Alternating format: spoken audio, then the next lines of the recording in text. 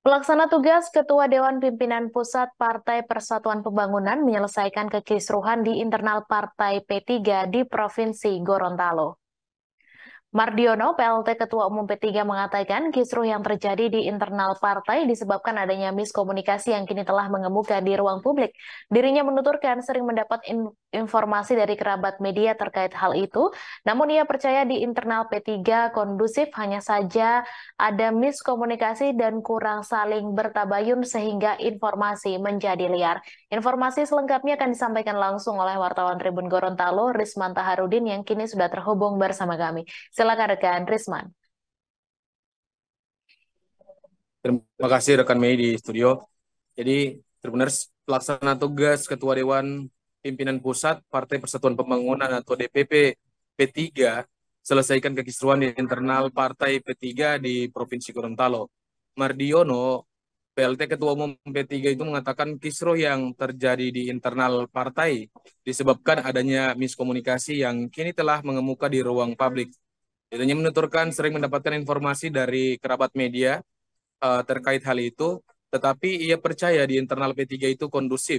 Hanya saja karena adanya miskomunikasi dan kurang saling tabayun sehingga informasi menjadi liar di publik. Hal ini juga dikarenakan kurangnya tabayun pengurus sehingga mengakibatkan seolah-olah P3 itu terjadi konflik.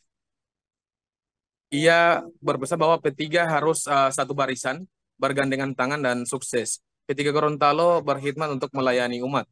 Sehingga P3 melakukan konsolidasi dan rekonsolidasi seprovinsi Gorontalo, sehingga jika ada persoalan lagi sekiranya diakhiri dan tetap melakukan tabayun, sehingga itu kemudian selesai dan tidak dikembangkan dan dikonsumsi oleh publik yang nantinya merugikan partai P3. Saat ini P3 fokus untuk bersatu dan berkhidmat melayani umat sebab konflik itu membuat P3 tidak nyaman di publik. Terlebih partai yang disenangi umat nantinya akan tidak lagi dicintai oleh umat.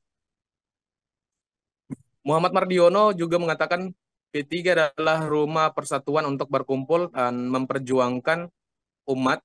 Jika kemudian masih ada yang tidak mau bersatu dan bersama kader melayani umat itu tentu tempatnya bukan ada di P3.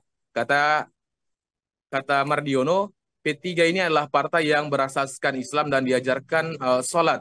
Jika sholat tentunya harus tunduk pada imam. Manakala takbir telah dikumandangkan atau diangkat, maka makmum harus ikut. Dan tidak boleh ada dua imam atau ada makmum yang berdebat dengan imam saat takbir dikumandangkan. Jika tidak suka dengan imam itu, maka silakan cari masjid lainnya. Hal itu kemudian diutarakan oleh Muhammad Mardiono selaku PLT Ketua Umum P3. Ketua DPW P3 Nelson Pumalingo juga menambahkan kehadiran PLT Ketum tentu memberikan semangat baru dan arah bagi pengurus di Gorontalo. Terdapat 3 poin yang disampaikan DPP P3, diantaranya terus bergerak untuk seluruh caleg, solid atau kebersamaan harus dijaga dan tegak lurus satu komando serta melakukan doa-doa yang ada. Karena ke depan P3 juga punya target-target, maka gerakan ini harus dilakukan semua pengurus maksud saya, tidak hanya legislatif melainkan eksekutif.